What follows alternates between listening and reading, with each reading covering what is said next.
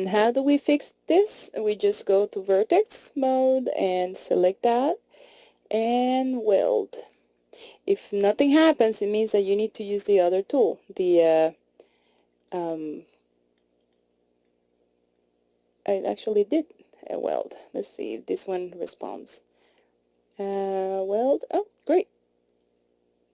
Okay, so there, since I put them so close in proximity, this time it does the welding very well. So weld selected. Let's see if we can, this time since they're so close to each other, it allows us to use the weld. Yep, it does. Perfect. So that's even easier. Probably these on the left are not going to let us do it, but we can always try it. Excellent. And let me go to the weld select. Weld select. And there you go. Excellent. And now we have a continuous piece. It's beautiful because it's pretty well arranged. I can always move these, get out of the weld select tool, and I can always, move these up because we don't need that much of stretching there. If you want to even out the spacing, that's fine. You don't really have to unless you're having some distortion on the texture. So you want to keep it as close as possible as the distance that you have on your on the geometry. So the last step to complete this, now that I have a continuous texture that I can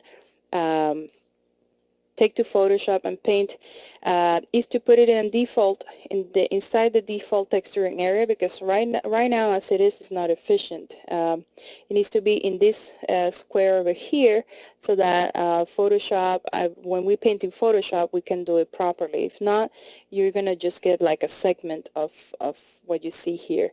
And we need to be very, very careful when you since you have a seam over here, which is caused by, the edges that are there separated like that. Just remember that you do not want to have a seam there. So you might need to, in Photoshop, clone the very edges of your texture when you paint on it, so that this side is the same as this side, and you can use that with the stamp tool. Just clone an area over here, on this edge, and then paint over this edge so that they match exactly. And that way, when you put it back in, since it's the same area that you cloned, you're not going to have an edge.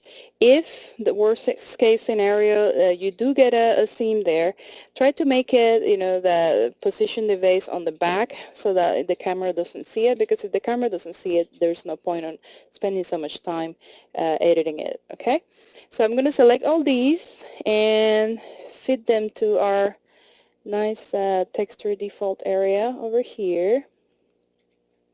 And just make sure you resize it so that it fits. You can always stretch it. Let's get these over here. Let's go to face mode. I like working on face mode better. It's easier. That one is not going to be seen, so you can make it as small as you want. It's going to be facing the ground, so it will not make a difference.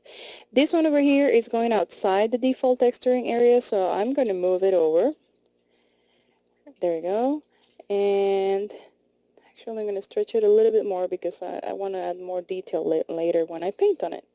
Okay, and this is pretty much ready. Remember to render your UV template, okay, as a JPEG to save to the classroom, and go to Save UVs, and that one you save to the Dropbox so that I can load it on the geometry in case I have a problem.